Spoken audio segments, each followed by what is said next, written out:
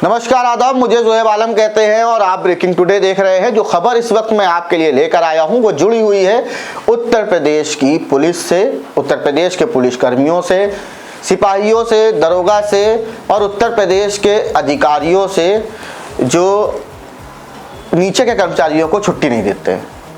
बिल्कुल एक social media पर वीडियो वायरल हो रहा है। वीडियो है 112 में तैनात एक सिपाही का जिसका नाम जयप्रकाश सरोज है। उसकी माताजी की हाल ही में मृत्यु हो गई। अब 2 तारीख को उसकी माताजी की तिरही है, लेकिन उसे कोई छुट्टी देने वाला नहीं था।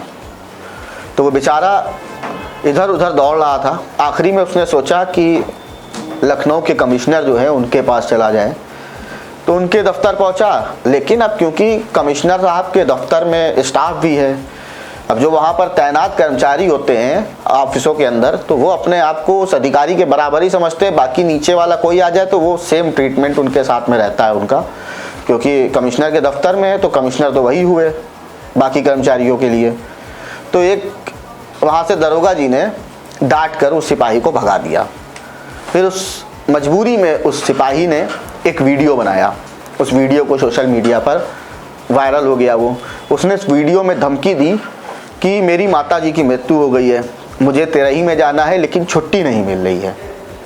अगर छुट्टी नहीं मिलेगी तो मेरी गांव में, समाज में बेइज्जती हो जाएगी, क्योंकि मैं अपनी माताजी की तिरही नहीं कर पाऊंगा और ऐसे में मेरे पास आत्महत्या करने के अलावा और कोई ऑप्शन नहीं है, मैं आत्मदाह कर लूँगा। उसने ये बात वीडियो में कही।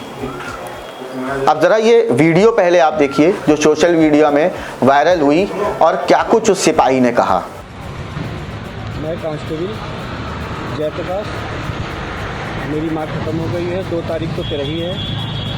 मैं 1 हफ्ते से ऑफिस के चक्कर काट रहा हूँ। ट्रैफिक इंचार्ज है, उन्होंने छुट्टी नहीं किया।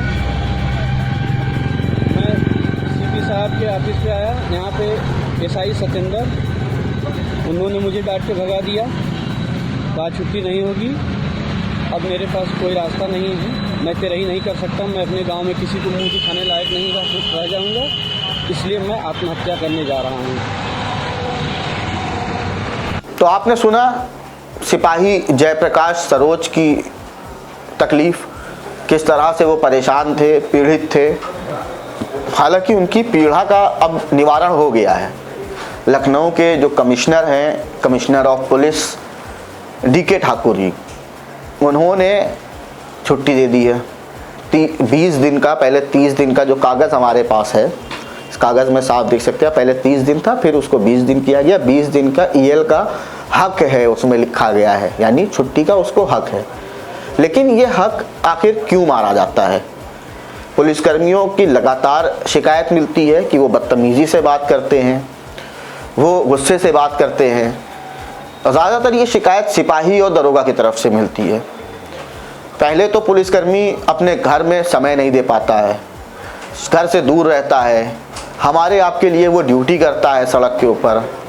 अगर सिपाही है, उसकी 12 घंटे भी ड्यूटी है, तो उस 12 घंटे में भी उसे घर जाने का बहुत कम समय मिल पाता है। और ऐसे में ज़्यादातर सिपाही घर से दूर ही रहते हैं, यहाँ पर कमरा लेकर जहाँ वो ड्यूटी होती है वहाँ पर रहते हैं। खुद बनाना, खाना, कपड़े धोना, तमाम चीज़ें, और उसके बाद काम का बोझ और घर की जिम्मेदारियाँ। ऐसे में कहीं ना कहीं जो पुलिसकर्मी हैं वो इन चीज़ों से फ्रस्ट्रेट होते हैं, जिसके बाद में उनका जो फ्रस्ट्रेशन है वो ड्यूटी के दौरान निकलता है।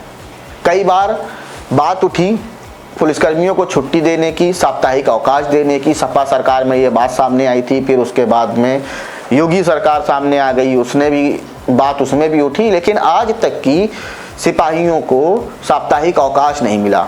साप्ताहिक अवकाश तो बहुत दूर की बात है। आप ये समझिए, जब किसी की माता जी की मृत्यु हो जाए, यानी किसी की माँ का देहांत हो गया है, उसे मतलब जो कार्यक्रम है, जो चीज़ें हैं, अगर तिरही करनी है उसके लिए छुट्टी नहीं मिल रही है, तो फिर किसके लिए छुट्टी मिलेगी?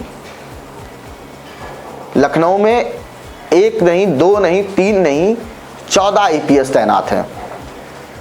और उसके बाद ये स्थिति है कि जो सबसे मुख्य IPS अधिकारी है, यानी जो कमिश्नर ऑफ पुलिस है, उस तक की उस सिपाही को जाना पड़ रहा है छुट्टी मांगने के लिए। यानी कि बाकी के जो अधिकारी बैठे हैं 13 IPS, वो तो बेकार साबित हो गए। अगर नीचे के लोग छुट्टी देने के लिए अधिकृत नहीं है या वो छुट्टी नहीं दे सकते हैं तो फायदा क्या है उनके बैठने का।